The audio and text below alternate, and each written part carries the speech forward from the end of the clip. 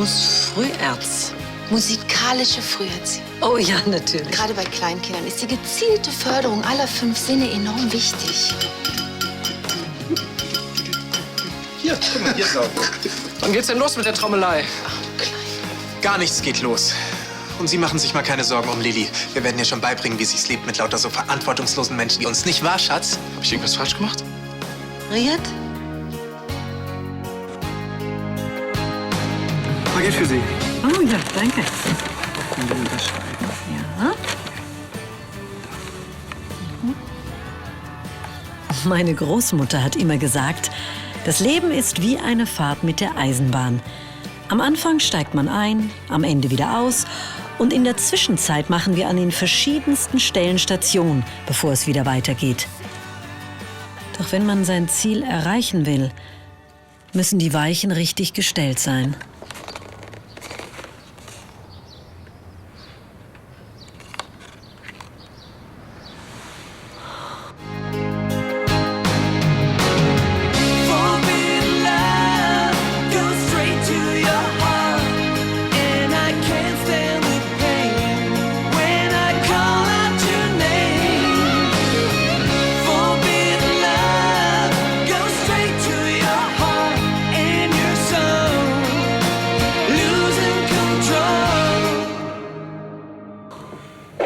Ich habe immer gedacht, ich überlebe das Gefängnis in Patagonien nicht. Und dass mich dieser heimtückische Krebs zur Strecke bringt. Wenn du erstmal meinen Knochenmarkintus hast, dann kannst du auch wieder Bäume ausreißen. Wenn ich nur daran denke, was du damals alles durchgemacht hast. Lass gut sein, mein Junge, das ist alles schon so lange her. Im Gegensatz zu dir habe ich die Familie aus purem Egoismus verlassen. Deine Freundin, wie heißt sie noch? Marlene. Marlene. Ein schöner Name. Denkt ihr schon über Heirat nach? Das wäre ein bisschen flott. Wir haben uns erst vor ein paar Wochen in Miami kennengelernt. Ihr Flieger müsste längst gelandet sein.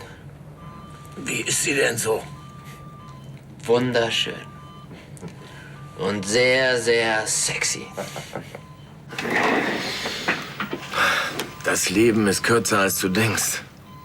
Wer weiß das besser als ich? Überleg dir, ob Marlene die richtige Frau fürs Leben ist. Damit du weißt, wohin die Reise geht.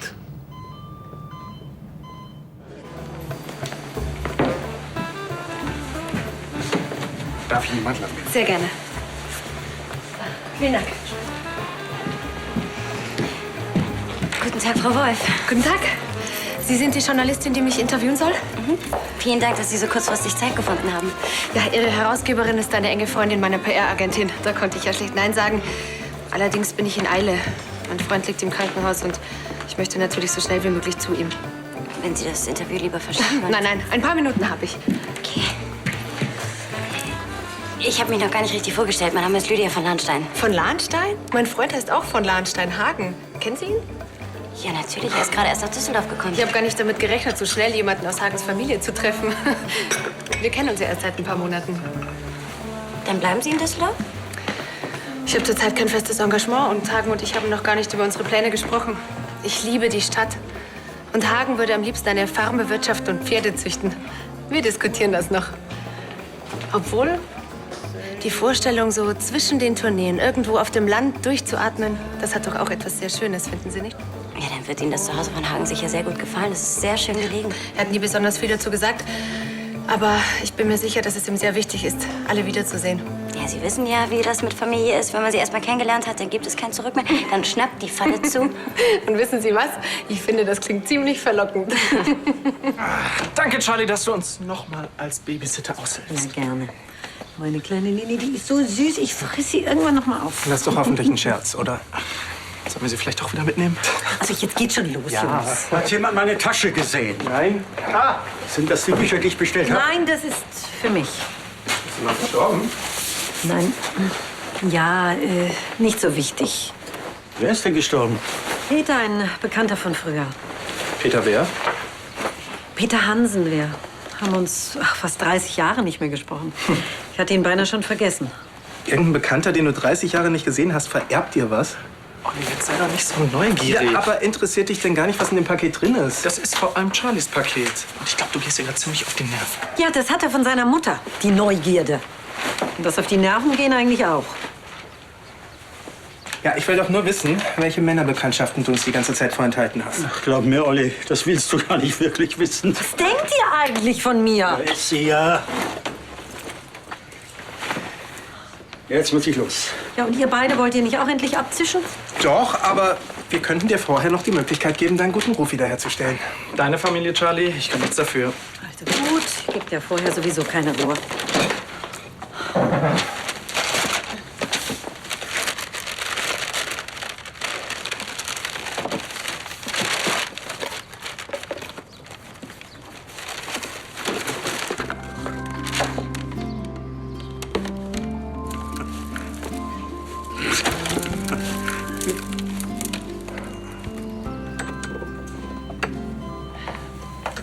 Der Arzt sagt, du wirst gleich für die OP vorbereitet.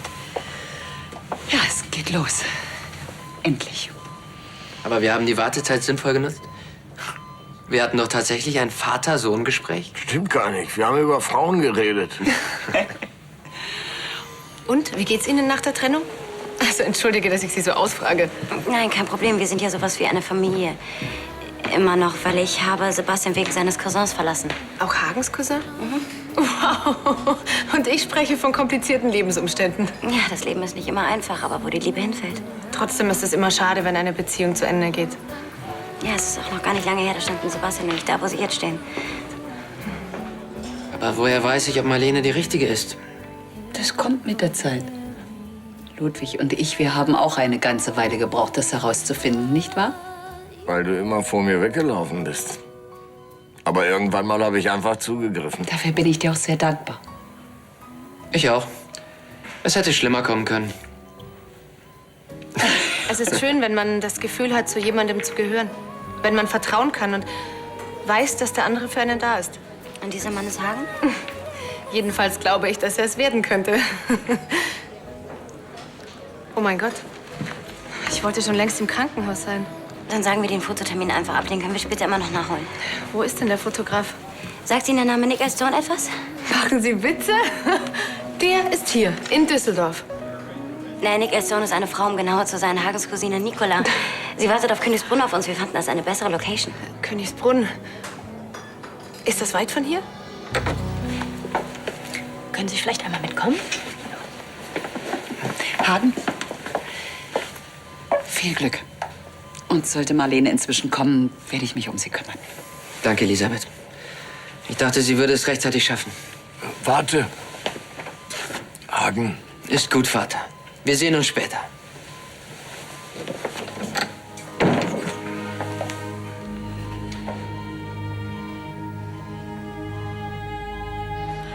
Da sagt man immer, Frauen sind neugierig. Ihr solltet euch mal sehen. Ja, Mann, es passiert schließlich nicht alle Tage, dass du mit Geschichten rausrückst, wo du Männer am Altar stehen lässt. Bislang war es auch nur einer. Wie war das denn mit euch? Naja, ich war damals noch blutjung. Er war sozusagen meine erste große Liebe. Und als er mich dann gefragt hat, ob ich ihn heiraten will, habe ich vor lauter Übermut ja gesagt. Ich fand es so toll, aufregend, romantisch. Ist es doch auch. Warum hast du ihn stehen lassen?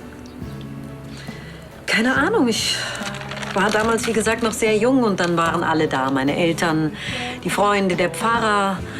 Und als es dann hieß, bis dass der Tod euch scheidet, da habe ich kalte Füße bekommen. Ich bin einfach durchgebrannt. Ich war einfach noch nicht so weit. Ist er das? Mhm. Wow, nicht schlecht. Das mit den kalten Füßen kam aber ganz schön spät. Ja, ich war einfach verliebt in die Idee, einen Ring zu tragen. Ich dachte, das macht mich erwachsen. Und Peter war auch 10 Jahre älter als ich. Das hat mir natürlich Eindruck gemacht. Eigentlich dachte ich, es wäre der Sprung in die Freiheit. Aber dann fing er vor der Ehe schon an, über Kinder und Familie zu reden. Und da sah ich mich plötzlich wie meine Mutter als Hausfrau am Herd. Und ich hatte noch so viel vor. Ich wollte das Leben noch ausprobieren, die Welt erkunden. Dir die Zeit auf Rockfestivals um die Ohren schlagen. Sex, Drugs und Rock'n'Roll. Nein, nein, meine Hippie-Phase hatte ich schon hinter mir. Was habt ihr eigentlich für Vorstellungen von meiner Vergangenheit? Natürlich alles völlig abwegig.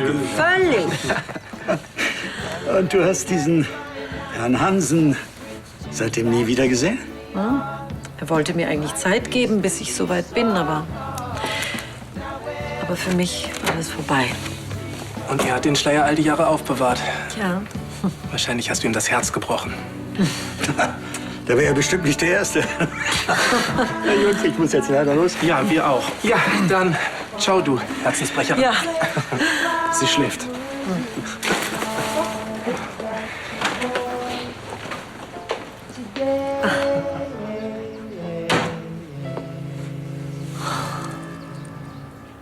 Ich kann gar nicht glauben, dass das hier das Zuhause von Hagen ist.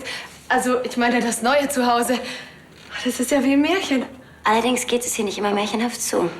Nein, nicht wirklich. Diese Antiquitäten, die Gemälde, das ist ja die pure Geschichte. Ich kenne sowas nur aus dem Museum. Wenn diese Möbel hier sprechen könnten. Oh, schreckliche Vorstellung. Und Hagen hat hier nie gelebt? Mein Onkel, also sein Vater, ist erst letztes Jahr nach Königsbrunn zurückgekehrt. Ich glaube, dass gewisse Dinge einfach in der Familie liegen. Ach, das ist schon etwas ganz Besonderes. Weil es ein Schloss gibt, in dem hübsche Möbel stehen? Nein, ich spreche von Herkunft, von Tradition. Hagen hat schon auch irgendwie etwas Ritterliches an sich. Ja, und jetzt weiß ich auch, woher. Tja, leider hat die Ritterlichkeit nicht auf alle Mitglieder der Familie abgefärbt. Wollten wir nicht ein paar Fotos machen? Sie hatten es doch eilig. Meine Güte, genau. Ich quatsch mich hier fest, während Hagen auf mich wartet. Ja, wo soll ich denn posieren? Vielleicht hier, direkt vor dem Flügel? Ja, hier.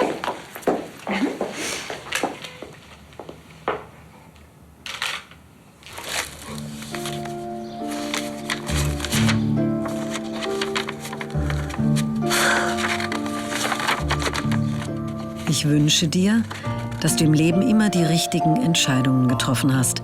In ewiger Liebe, Peter.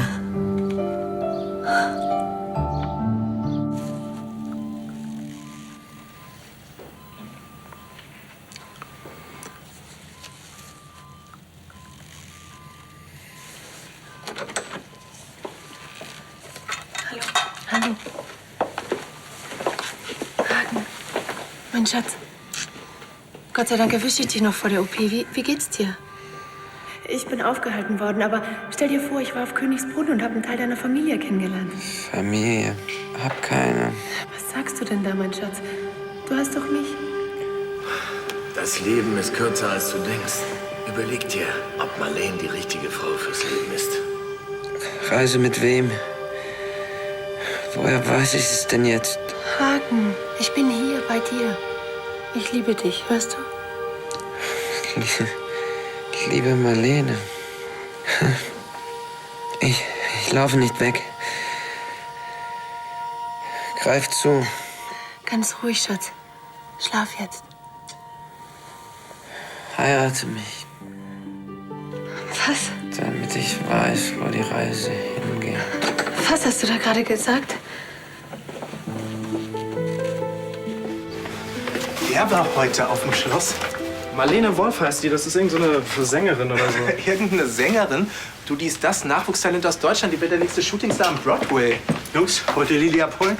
Ja. Ah, ja, wollten wir gerade. Aber Arno, sag mal, kennst du eine Marlene Wolf? Marlene Wolf? Nein, nie gehört. Och, Leute. Kommt rein.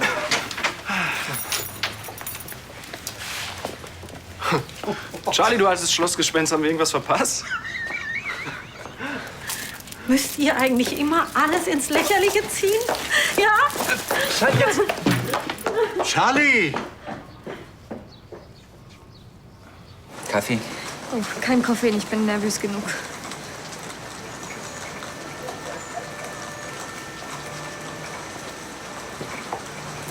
Kein Grund zur Aufregung. Der Eingriff ist reine Routine.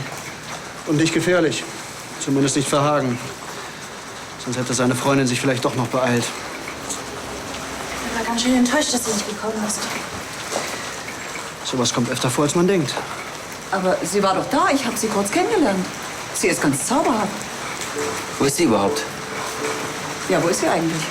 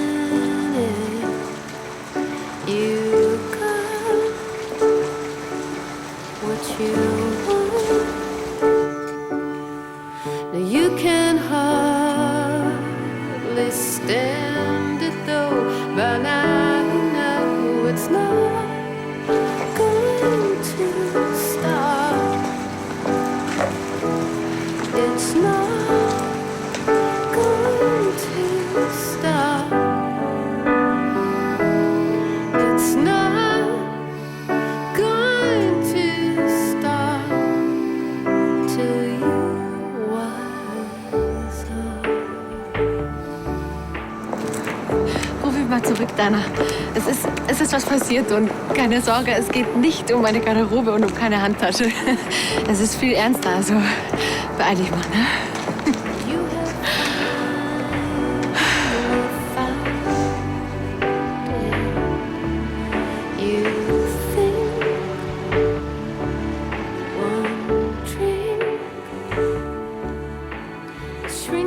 Ich habe mich immer gefragt, ob Krankheit einen Sinn macht. Und jetzt weiß ich, dass es so ist. Sie führt die Familie zusammen. Ohne euch hätte ich es nicht geschafft. Sie ist als eine Art Frischzellenkur. Bald bist du wieder fit. Ich kann immer noch nicht glauben, dass du wieder gesund wirst. Danke. Das hätte ich für jeden von euch getan. Ich glaube, euer Vater braucht jetzt Ruhe. Wir sehen uns später. Ich darf nach der Visite nach Hause. Oh, und wo wäre das? Geh doch ins Hotel, wenn es dir nicht passt. Die Gästezimmer sind oben, also mach's dir mal nicht zu bequem in deinem Rolli. Ich nehme dich Huckepack. Tschüss, Papa.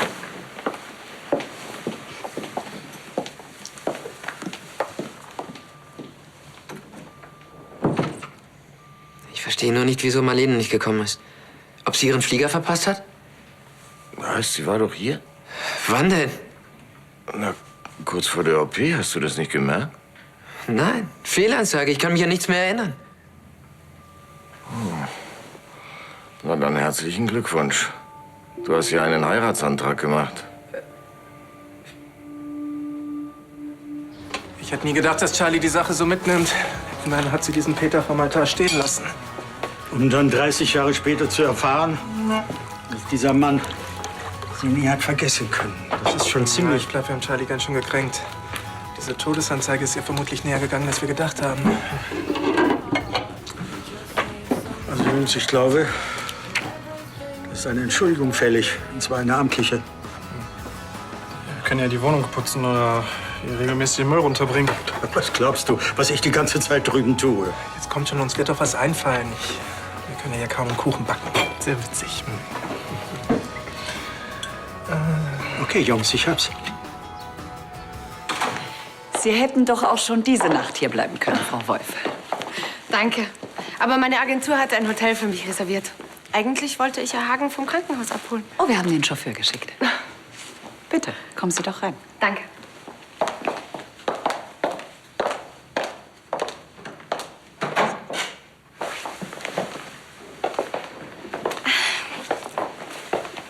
Wir wollten gerade einen Cocktail zu uns nehmen und darauf anstoßen, dass Hagen und Papa den Eingriff gut überstanden haben.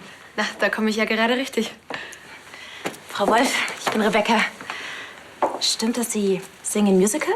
Im Moment werde ich nur für Nebenrollen besetzt und sitze meistens auf der Ersatzbank. Und für meine Freunde bin ich übrigens Marlene. Ja, das sind meine Geschwister. Helena, Tristan und Sebastian. Herzlich willkommen. Schön, dass Sie es doch noch geschafft haben. Wer direkt zur Cocktailstunde kommt, ist mir auf Anhieb sympathisch. Hallo. verstehe. Du bereust es. Heiraten. Das macht man doch nicht zwischen Tür und Angel. Mit einer Ladung Betäubungsmittel im Kopf. Na, vielleicht warst du in dem Moment klarer als in jedem anderen Augenblick. Was meinst du, worüber ich hier die ganze Zeit nachgedacht habe, als ich gedacht habe, die Reise geht zu Ende? Ich habe das Gefühl, dass meine Reise nicht mal richtig angefangen hat. Vielleicht, weil du nicht weißt, wohin die Reise geht. Es tut mir leid. Schöne Frauen machen mich immer ungeschickt. Luca, so charmant Sie sind, aber wir haben ja bald keine Gläser mehr. Da kann ich sie ebenso gut selber an die Wand schmeißen. Bewerfst du uns jetzt mit Geschirr? Hallo, Charlie. Naja, vor den Gästen. Ja, darauf hatten wir gehofft, deshalb wollten wir dich auch hier überraschen. Wir haben nämlich was für dich.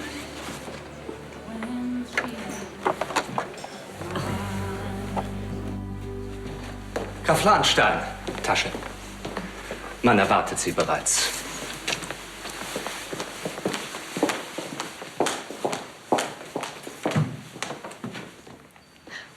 Entschuldige, dass ich nicht rechtzeitig bei dir war. Jetzt bist du ja hier, Marlene. Ich muss dringend mit dir reden, Schatz. Respekt, war dir wohl peinlich, im Rolli aufzukreuzen. Ich hatte Mitleid mit Rebecca. Die Huckepack-Nummer kam mir etwas gewagt vor. Jetzt lasst uns doch aber erst mal anstoßen. Auf Hagen und Ludwig. Genauer gesagt haben wir sogar 2 Gründe. Marlene, ich... Keine Sorge. Natürlich heirate ich dich. Was hast du denn gedacht? Mir fehlt gerade der Mittelteil. Hier, die Hochzeit von Christian und mir. Na, da hast du ganz schön die Tanzfläche gerockt. Ja. Und hier, weißt du noch, da haben wir Lilly bekommen. Wenn das keine erfreuliche Nachricht ist.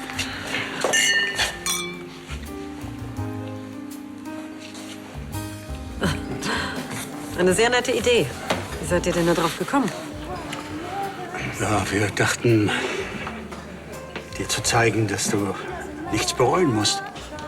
Egal, welche Entscheidung du früher mal getroffen hast. Dass dir das Leben schon ganz andere Dinge beschert hat. Ja, solche Freunde zum Beispiel. Ach, Kinder, natürlich habe ich ziemlich gegrübelt, ob ich an irgendeinem Punkt meines Lebens in eine andere Richtung hätte gehen sollen, ob ich was verpasst habe. Aber wie sagt man so schön? Immer wenn irgendwo eine Tür zugeht, geht eine andere auf. Und dahinter stehen wir. Das Leben ist wie eine Fahrt mit der Eisenbahn. Die Frage ist, ob wir den Weichen folgen, die das Leben uns stellt. Danke. Wir gelangen immer ans Ziel. Die Frage ist nur, ob wir das auf dem direkten Wege tun oder einen langen, langen Umweg einschlagen. Aber das merken wir oft erst später.